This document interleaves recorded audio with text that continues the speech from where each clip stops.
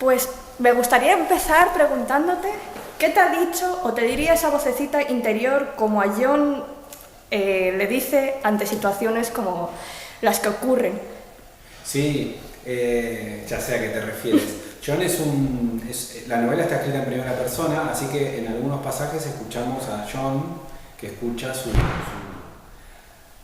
voz interior. John es un personaje joven, pero ha tenido un problema con la bebida que cree tener resuelto o está en vías de resolverlo. Entonces muchas de las cosas que le dice esa voz tienen que ver con o llevarlo por el mal camino o reprimirlo cuando tiene una recaída.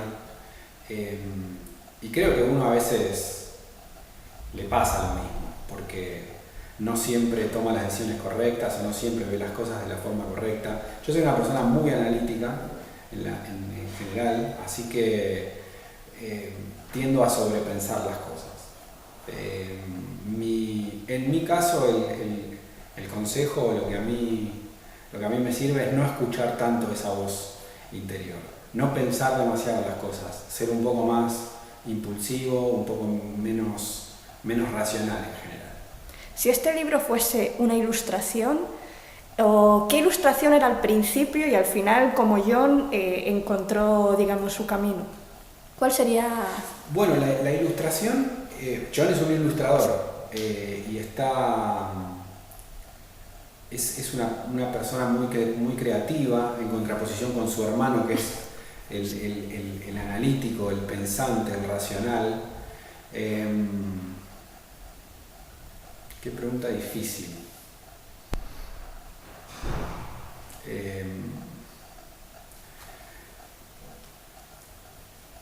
La verdad que no sabría decirte qué ilustración sería. Supongo que sería alguna que no sea figurativa. A John lo veo una persona, lo veo un soñador, una persona que no tiene que no encaja tan bien con los mandatos sociales, con los esquemas, y en parte es probable que eso haya sido desencadenante de sus problemas, esa falta de pertenencia. Entonces me imagino algo abstracto, algo difícil de encasillar. Yo cuando estaba leyendo el libro hay una pregunta o una cosa que se me vino a la mente y es ¿por qué siempre la pregunta es ¿qué has hecho? Cuando ocurre algo siempre aparece ¿qué has hecho? Y no otra. ¿Qué has hecho? Bueno, es esta voz interior tan estricta que tiene John todo el tiempo. Un poco el origen de la novela es un desencadenante que tiene que ver con el cadáver que encuentra John cuando despierta. Entonces, lógicamente, lo primero que él piensa es que él la mató a esta chica, que está tirada en el suelo de la casa, a su lado, y ahí está la pistola del padre en el suelo también. Así que lo primero que él se pregunta es ¿qué hizo? Y me parece que esa pregunta también tiene que ver con un poco de falta de autoestima del personaje, porque él inmediatamente se carga con la culpa y tarda en empezar a contemplar otras opciones. Lo primero que él ve es su alcoholismo, su problema, tuve otra recaída, otra vez. Entonces, ya después cuando empieza a observar un poco más la situación y se deshace de esa botella que aparece arriba de la mesa, él recién en ese momento empieza a pensar que quizás él no es el responsable de esa escena y que hay alguien que quiere que parezca de esa forma y culpándolo, ¿no? Entonces, pero su primera reacción es echarse la culpa a él. Si tuvieras un laboratorio como Meditech, si fueses dueño, ¿qué investigación te gustaría hacer En el caso de que tuvieses que venderlo, ¿a quién se lo venderías y confiarías en tu socio? Yo siempre, nunca tuve una inclinación hacia la medicina ni hacia las ciencias de la salud en general, pero siempre me pareció sumamente grande lo que la ciencia puede ser en materia de mejora para el ser humano. Yo cuando era chico tenía un problema de estrabismo en el ojo, o sea, tenía un ojo un poco desviado, y eso es algo que nunca vi, ni siquiera en una fotografía, porque el médico que me operó cuando yo era un bebé, creo que tenía meses, y a mí eso evidentemente me cambió la vida. Es algo de lo que ni siquiera tuve o puedo hacer un contraste. Entonces me parece que en contraposición con lo que hacemos en otras profesiones, hasta escribir un libro que puede ser una tarea recreativa, hay este tipo de logros, poder hacer que una persona camine o una operación que te devuelve, me parecen cosas extraordinarias. Me siento realmente sumamente pequeño cuando veo esos avances que impactan directamente en la vida de las personas. Así que si yo tuviera ese perfil y fuera un estudioso de la ciencia médica, me encantaría especializarme en alguna cuestión que sea eso, transformadora para una persona. Creo que si uno a una persona le puede devolver de alguna forma, cambiarle la vida de esa manera, como con este pequeño ejemplo que yo conté, pero estamos hablando de una ceguera o cuestiones de ese tipo, me parece que debe llenar a un ser humano de una forma increíble. Si no puedes recordar en tu propia mente tus recuerdos, ¿qué nos queda? Esa es una idea fascinante que a la hora de esta historia me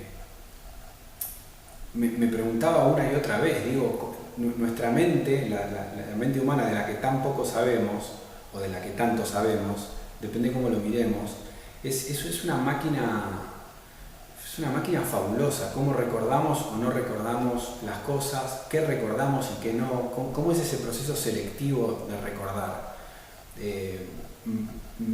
Siempre cuando escribo me obligo a leer y contextualizar científicamente si la situación lo amerita. En este caso estaba hablando de la memoria, la novela se llama Amnesia, necesitaba leer un poco, y sin que la novela se transforme en ningún momento en un decálogo técnico, no pretende serlo nunca, pero sí hay algunos conceptos que me gusta que hayan quedado planteados y que despierten en el lector ese tipo de preguntas, ¿no? Qué precario que puede ser la forma en la que nuestra mente recuerda y sobre todo eso, ¿por qué recordamos algunas cosas y otras no?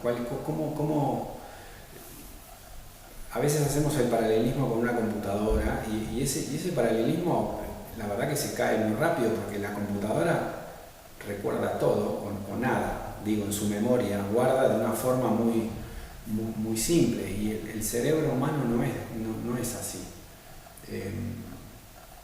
Entonces espero que ese tema, que es uno de los tantos temas del libro, despierte el interés del lector, ¿no? Tenemos un personaje como Harrison, que a mí me gustó mucho, y ese Club Bilderberg, pero Harrison, persona de acción pero melancólico, frente cómo fue crear a otras personas, como es el caso de Mac, o sea, de los dos hermanos del Club Bilderberg, que digamos que tienen la memoria olvidada de lo que sucedió con la madre del personaje principal, pero cuando siempre sucede algo van a estar ahí. ¿Cómo crear esos personajes con cierta melancolía, con cierto olor al pasado, pero que viven en el presente.